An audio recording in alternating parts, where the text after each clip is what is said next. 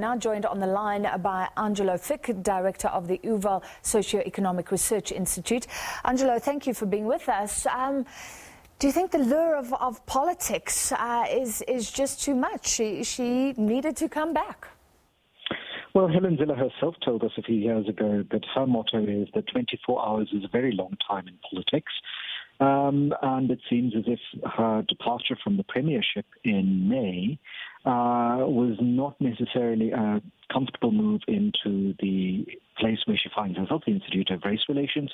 But what I think this also signals is that far from stabilizing, what this indicates is a conservative element in the DA. And I mean that technically as in a return to what is known, because if we look at those four candidates that are being put forward for the chairperson of the Federal Council, what we're seeing is that these are all people with a much longer history inside the party, going back to its DP days, than the 25 years since the end of apartheid would necessarily maybe have indicated.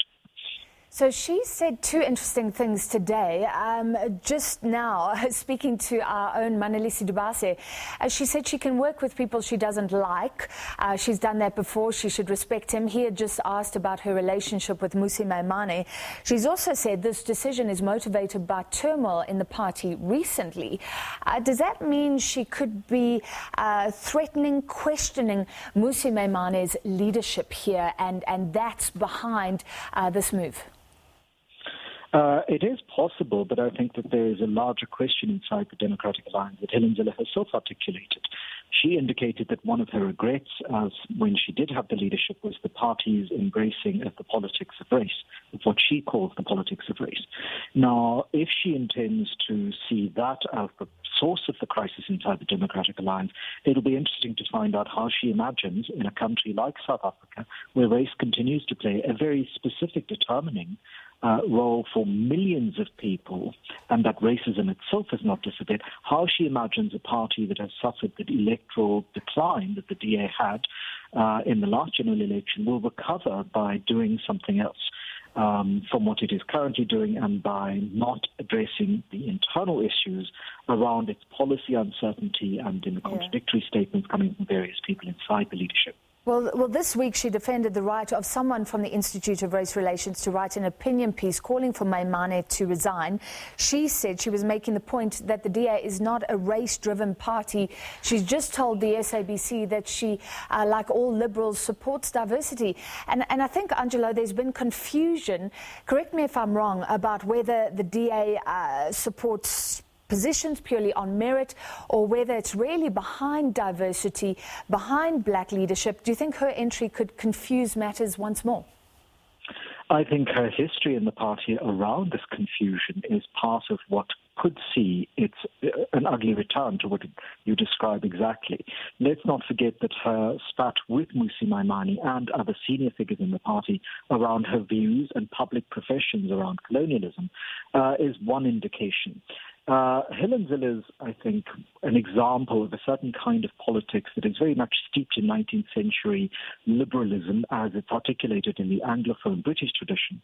Whether that politics still has a particular attachment for and relevance in post-millennial, post-apartheid South Africa in the 21st century is something that I think the DA is running a very big risk on continuing to insist on. Because what we've seen in the last election is that there are people who've moved away from the party towards the right, voting for the Freedom Front Plus, and that there is a whole group of people who will never see themselves able to vote for the party precisely because it insists on this rhetoric that really does not speak to the issues of the majority of South Africans who are going to be the voters in the future. What sort of support do you think she has within the party? I think Helen Zille has substantial support in the party. I think this idea that Helen Zille is a rogue figure is often quite at odds with what we hear from ordinary members of the DA and from various people in the party with leadership position at leverage posts. So what we're seeing is that there is a specific group of people who identify inside Helen Zille's politics, this politics of liberalism coming out of the British tradition, coming out of people like John Stuart Mill, and working through liberal politics in Southern Africa through the 1950s, 60s, and 70s. Now, the problem I think that we often have with that kind of politics in contemporary South Africa is that it doesn't always keep track with where the current political economy is. This is a very different kind of society from the societies that gave birth to that 19th century liberalism. It's a very different kind of society from the one in which, in the 20th century, liberal white politics did have moments of dissent and opposition.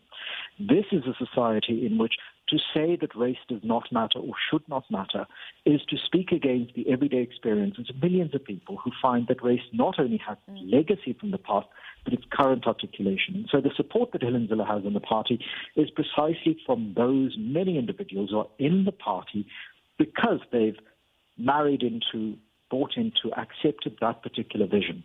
How that will work out in mass democratic political choices for millions of voters is something the DA has to begin to think through, because if it ever wants to be the party of government outside of local government sectors and one province that it governs in, it is going to have to appeal to the majority of the 58 million people who live here. And that, I think, is a very, very complex game to play if one is married into 19th century liberal politics. Well, Mmusi Maimane has tried to emphasize that race matters, that history matters. He's had to deal with those colonial tweets. He was also accused of being soft on her. Do you think he's possibly not looking forward to working with Helen Zille in a very visible, very powerful position once more? Mmusi Maimane is probably best placed to answer that question for himself. But my sense is that between them, there isn't a whole lot of, shall we say, parity on certain positions. The contradiction inside the Democratic Alliance is not necessarily contradictions inside individuals only. It's contradictions inside the party's way of communicating its political positions that often come across as schizophrenic. It wants to redress the past, but it wants also to insist on an open opportunity, equal opportunity society that can only be built on undoing that past. How that past has to be undone is often denigrated by senior figures, including Helen Zille, who dismisses critical race scholarship, who dismisses all sorts of other progressive political scholarship inside universities, because she says those are all imported, as if there aren't Africans, Asians, and Latin Americans writing about their specific societies' articulations of this. So I think what we're going to see if Helen Zille or any of the other three people get into the position of that she's put herself forward for is a tension at the very top of the Democratic Alliance that may in fact resolve the problem, but not necessarily to the advantage of a party which may want to have its view on electoral victories in the future. I don't think the DA should consider itself, or should continue to only consider itself as an opposition party. That's not good for South African politics. However, in order to move beyond this idea of merely being opposition to the ANC and offering alternatives to voters, it has to appeal to millions of people who have to vote for it. And for that to happen, the DA has to articulate its vision of South Africa in line with what those people think, believe, and experience. And that, I think, is very difficult given the articulation of politics by people like Helen Zille and current elements of the leadership, which is what she sees as the instability. All right, we appreciate your time. Analyst Angelo Fick, Director of the Auwal Socioeconomic Research Institute. And let's speak to the